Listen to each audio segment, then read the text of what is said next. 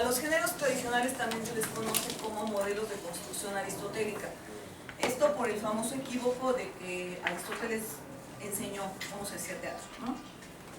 Cuando realmente lo que hizo fue reflexionar sobre lo que hablamos ayer, ¿no? Sobre algo que había sido parte del pasado glorioso, del teatro decadente que estaba bien.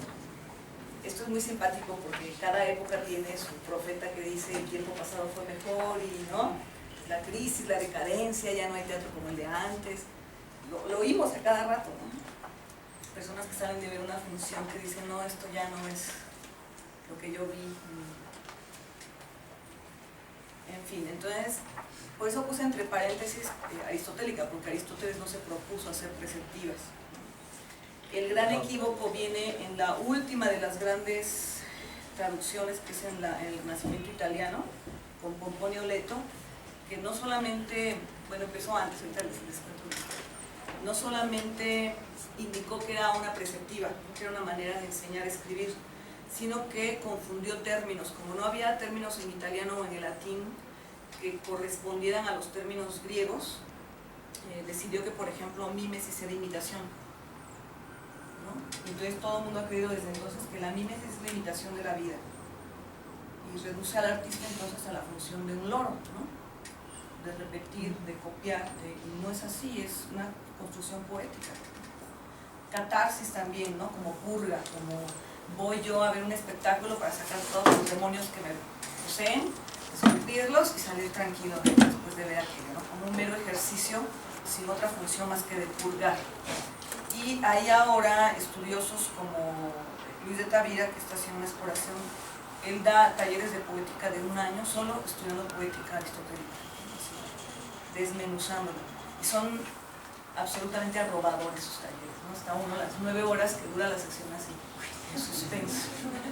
Sí, dura 9 horas su sección. Y él, por ejemplo, apunta a que quizá catarsis, más que apuntar al asunto de la purga, tendría que ver con el poder catalítico del teatro y en general de las disciplinas escénicas. Es decir, un catalizador lo que hace es acelerar un proceso que llevaría más tiempo, ¿no? Por ejemplo, el petróleo se cataliza para volverse gasolina. Un proceso que duraría mucho tiempo, se le meten agentes para que, ¿no?, ocurra rápido. Entonces, en la escena está pasando algo que acelera, ¿no?, sensaciones, procesos, emociones en el espectador. Entonces, es lo que él sostiene, ¿no? Bueno, no nos va a dar mucho tiempo de revisar los 7 géneros y analizarlos, y además no creo que todos sean muy útiles, porque vistos como modelos de creación, no, de análisis sí, pero para crear yo creo que los que les servirían serían estos dos, ¿no? Comedia, tragicomedia, un poquito de melodrama también por esta cosa del encuentro, ¿no?, de luz y sombra, que plantea el melodrama. Si les interesa, por ejemplo, no sé si hay alguien interesado en explorar el circo negro, ¿no? Este circo que no es para hacer reír, sino para hacer reflexionar, que está más emparentado justo con la propuesta de Beckett, ¿no? De este teatro que simbra, este circo que simbra, que hace la trampa de hacer reír, pero uno termina totalmente colapsado en los valores y en lo que cree, ¿no? Si hay alguien que esté interesado en esa exploración, podemos abrir un espacio al final para hablar de tragedia y ver qué podemos tomarle prestado a la tragedia, ¿no? Bueno, pero vamos a empezar con la comedia, que es así como, ¿no?, el género que abraza al circo desde sus inicios, ¿no? Es un género, me parece, de los más difíciles. La buena comedia es muy complicada de lograr. Ha tenido momentos de esplendor en la historia. Los tuvo con Shakespeare, aunque Shakespeare tiene algunas comedias, ¿no?, pero tuvo más fuerza en sus tragedias. Lo que nos dice que tampoco está tan fácil escribir comedia ni para Shakespeare, ¿no? Molière, creo que es el momento de gran gloria de la comedia. Un comediógrafo antiguo, bueno, hubo dos grandes que fueron Aristófanes, que él más bien hizo farsa cómica, ¿no?, pero tuvo que recurrir a este lenguaje exagerado, detonante, que rompía estructuras para poder lograr algo. Menandro, que ya es el creador de lo que sí es un género cómico, ¿no?, pues suavizó todo, entonces su comedia termina siendo muy complaciente con el estado. Menandro. Y muy suave, ya no colapsa estructuras, ya no ataca nada. Además es muy interesante porque su comedia se da en el momento en que Roma está por invadir Grecia. Entonces ya está totalmente vencida Grecia, acabada, ya no tiene mucho que decir. Es muy interesante cómo la escena dice mucho de la sociedad, ¿no?, que la está generando. No sabemos mucho de cómo era el espectáculo, no hay mucha historia del espectáculo, hay historia del texto dramático, ¿no?, del edificio teatral. Apenas empieza a explorar la historia del actor o del director, y donde no he encontrado casi materiales en la historia del público, por ejemplo. No hay un estudioso que quite la mirada de la escena y voltee a ver las reacciones del espectador, cómo está sentado, si está comiendo o no está comiendo, qué edades tiene, ¿no?, sus reacciones. No hay eso. Sería interesante la exploración en la historia de los públicos, ¿no? Pero bueno, la comedia entonces es un género que nace en la antigua Grecia, de los más antiguos, junto con la tragedia. Y bueno, junto con ella va a ser esta dupla que generó el interés de Aristóteles. Había más géneros que ahora les llaman menores, ¿no?, la sátira, un incipiente melodrama por ahí, con ay, se me fue el nombre del siguiente, recuérdenme, Esquilo, Sófocles, Eurípides. Con Eurípides hay un incipiente melodrama, ¿no?, que no les gusta nada a los griegos, por cierto, ¿no? Lo empiezan a nombrar el destructor de la tragedia. Eurípides había inventado otro género. ¿Y por qué escoger entonces Aristóteles tragedia y comedia de entre los géneros que existían? Pues algo habría, ¿no? Algo estaría diciendo la comedia potente que generó el interés de este filósofo. Vamos a ver qué nos dice.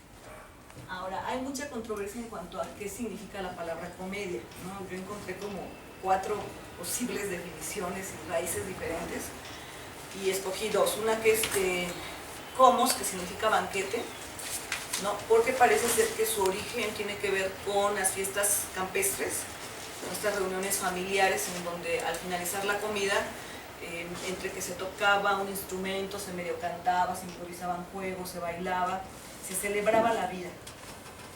Y eso es lo que me gusta de la definición. Al final de cuentas, la comedia es una celebración de la vida, ¿no?, del orden natural de la vida, de las instituciones más preciosas para el hombre, ¿no?, para la humanidad. La otra definición viene de komoi, que el komoi es la división de barrios que tenía la antigua Atenas, ¿no?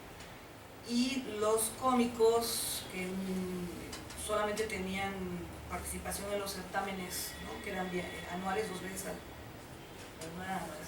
por año, no tenían como más recursos o más forma de ganarse la vida.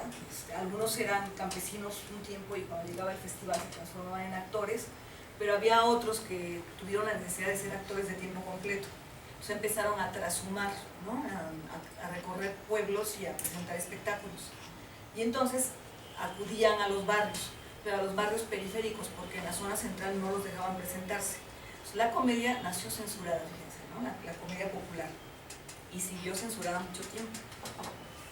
Llega la Edad Media y estos cómicos que vienen de Grecia pasan a Roma. Al saltar a la Edad Media son perseguidos con frenesí sin igual, ¿no? Hay un punto interesante. La comedia siempre fue un dolor de cabeza para el Estado, ¿no?, para el orden reinante. Lo sigue siendo. Hay una cosa muy curiosa con Lisístrata, sigue siendo. Con Lisístrata, ¿se acuerdan de la anécdota, ¿no?, de estas mujeres que hacen su huelga sexual y los hombres le ponen las armas con tal de ya poder tener relaciones? Hubo un caso en Perú de un alcalde que repartió volantes a las señoras para pedirles que hicieran lo mismo. Yo que tenía un asesor que leía Aristófanes y de qué buena idea, pero por supuesto que era una farsa, ¿no?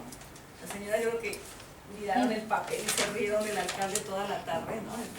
Le haría propaganda así diciendo que por favor hicieran huelga de piernas cerradas, así le llaman. Pero lo interesante es cómo permea, ¿no?, la ficción a la realidad, cómo alguien pensó que podía ser posible. Vamos a ver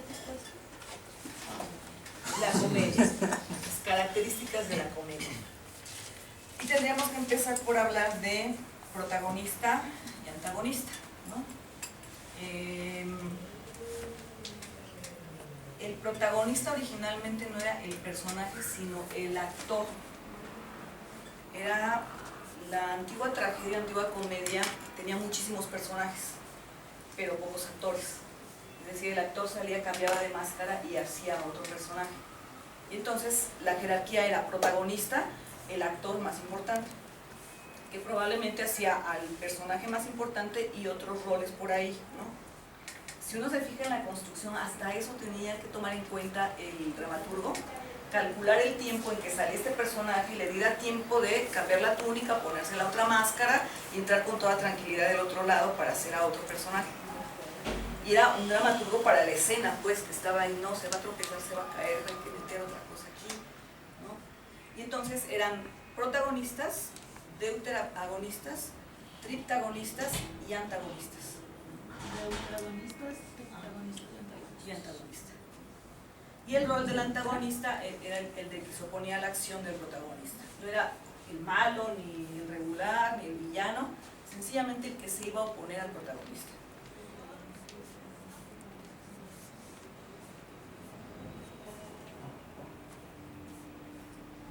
Y entonces acá vamos a tener un protagonista, un personaje cómico vicioso. Esa es la característica de la comedia.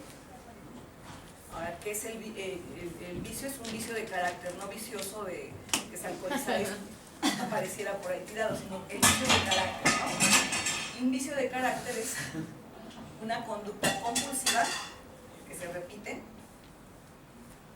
y que lo importante aquí es que no solo afecta a quien lo posee, sino al entorno. Ahora, si yo voy y me encierro en mi casa y me emborracho, pues allá yo, ¿no? No estoy afectando a nadie más, entonces no es un vicio de carácter, es un vicio, punto.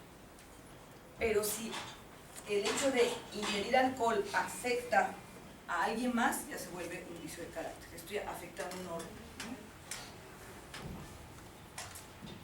Si llegamos a ver tragedia, vamos a ver que el vicio de carácter, perdón, no el vicio, el error del personaje trágico afecta un orden cósmico, es decir, a todo el universo.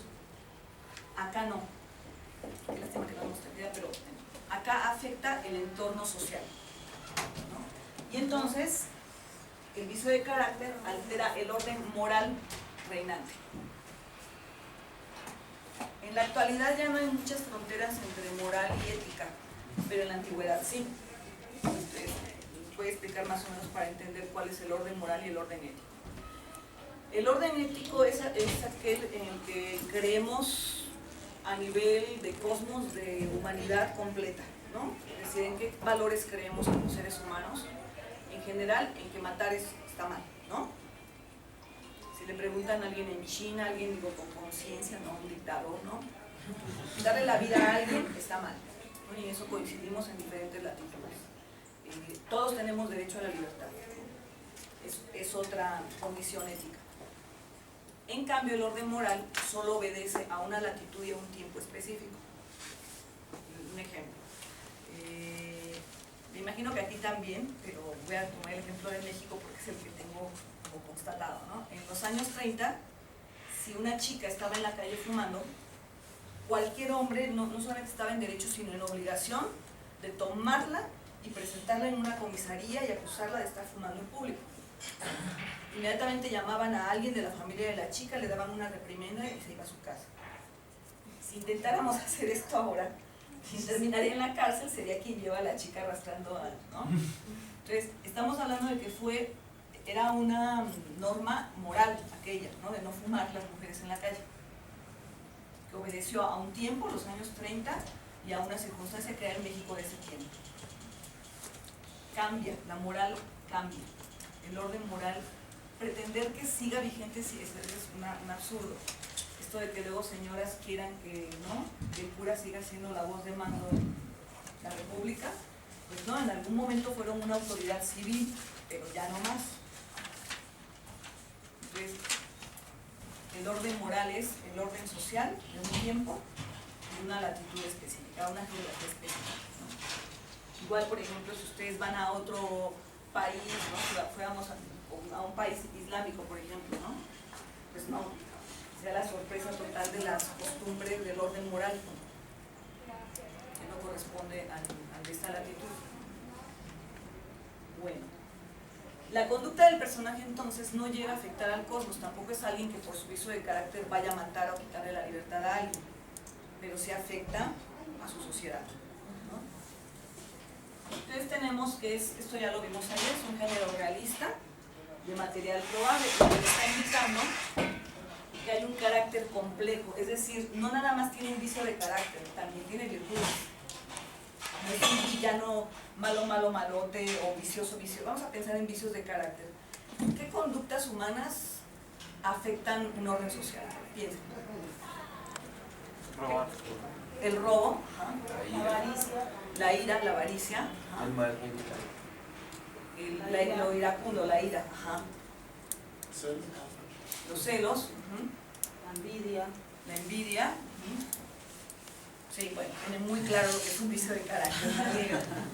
Ahora, virtudes humanas, sociales, sociales. Bondad. Ajá. Solidaridad. La solidaridad, ajá. Compartir. Generosidad. Ajá. Entonces, fíjense qué interesante crear un personaje con dos facetas, una virtuosa y una viciosa, ¿no? Un ejemplo claro que voy a dar es el burgués gentilhombre de Molière, ¿no? Hay una película por ahí muy divertida se llama El Gran Macaquicus. Voy a ver si la consigo en YouTube. Es con Joaquín Pardavé, un actor mexicano de los 40, que hace el burgués, pero trasladado todo a una hacienda mexicana, ¿no? Un ricachón de pueblo. Entonces, más o menos de qué va el burgués gentilhombre. Es un señor burgués, ¿no? Que por sus buenos negocios se hace muy rico, es inmensamente rico. Pero él aspira no solo a ser rico, sino a ser noble, a tener un título de nobleza. Y eso es imposible porque noble se nace, ¿no? Es decir, esta cosa jerárquica aristócrata pues es por nacimiento. Pero él insiste y ve que la posibilidad puede ser casando a su hija con un noble. Pero sucede que la hija está enamorada de un muchacho común y corriente, cosa que pone muy enojado al burgués, que tiene esta aspiración, ¿no? de ser noble. Entonces, mientras se dedica a dilapidar su fortuna, pagando a maestros carísimos que le ven la cara, que lo engañan, ¿no? Que le dan clases de, por ejemplo, cómo pronunciar la A, la O, y le dan la explicación, ¿no? Es que cuando usted pronuncia la A, lo que hace es separar los labios en un ángulo tal, colocar la lengua así, y sacar una columna de aire, y a ver, hágalo. Y el otro sorprendidísimo, ¿no? Por toda la explicación tan culta, y toma clases de baile, y le empieza a echar ojitos a una marquesa por ahí, y hacerle regalos muy costosos. La esposa se da cuenta de que anda queriendo ligarse a la condesa, y el marqués anda sobre la hija, solo le están saque y saque dinero, ¿no? Pidiéndole prestado. Y pues el hombre es sumamente tonto, no se da cuenta, no se percata, que además se pone unos moños y cosas para parecer más. Y lo que aquí está afectando es la posibilidad de que el amor de la chica por el chico se ve afectado, ¿no? La relación. Y entra aquí unos personajes a los que Molière quería muchísimo, porque en todas sus obras les da un lugar muy importante, que son los sirvientes, ¿no? Y que están representando justo esta cosa popular, mucho más inteligente, mucho más consciente, que se vuelven aliados de la pareja romántica de la obra, ¿no? Y entonces deciden hacer algo que es el fondo de la comedia, que es darle al personaje un castigo incruento para que se instaure el orden, para que recapacite y vuelva a su lugar. Pero necesita ser castigado, darle una lección también de índole moral, y se le castiga con el peor de los castigos. ¿Qué significa incruento? ¿No? Incruento significa algo en lo que no se derrama una gota de sangre. Puedes hacer lo que quieras, menos derramar sangre. ¿Con C? Incruento. No hay sangre. Pero por lo demás puede ser todo lo cruel que quieras. ¿Cuál es el peor castigo donde no se da su actitud? Y entonces todos los muchachos le tenían miedo, se le hincaban, le pedían perdón, se dejaban ganar cuando los provocaba peleas aunque pudieran ganarle. Entonces, ya el hombre se creía el hombre más fuerte y más poderoso del pueblo, y entonces alguien le decía, es que como eres tan fuerte, hemos decidido entre todo la comunidad premiarte, vamos a ponerte una medalla como el hombre más valiente, más tal, ¿no? Entonces aquel que había estado cultivado por meses, llegaba a la ceremonia y le decían, pero como eres el más fuerte, decidimos que vas a dejar que la medalla se te clave directo en la piel, ¿no? Entonces el otro, sí, ¿no? Y ahí están, ¿no? Atravesando y el otro así con su medalla, con todo el dolor, aguantándose, y al final todos estallaban en una carcajada, con el traje del emperador un poco, ¿no? Ya que revelaba que había sido una tomadura de pelo, o la chica que se cree muy guapa, igual, ¿no? Todos peleándose por ella, llevándole serenatas, llorándole, y al final hacen desfilar en traje de baño por las calles del pueblo para ridiculizarla. Pero esta es un juego un poco extraño, ya no se practica.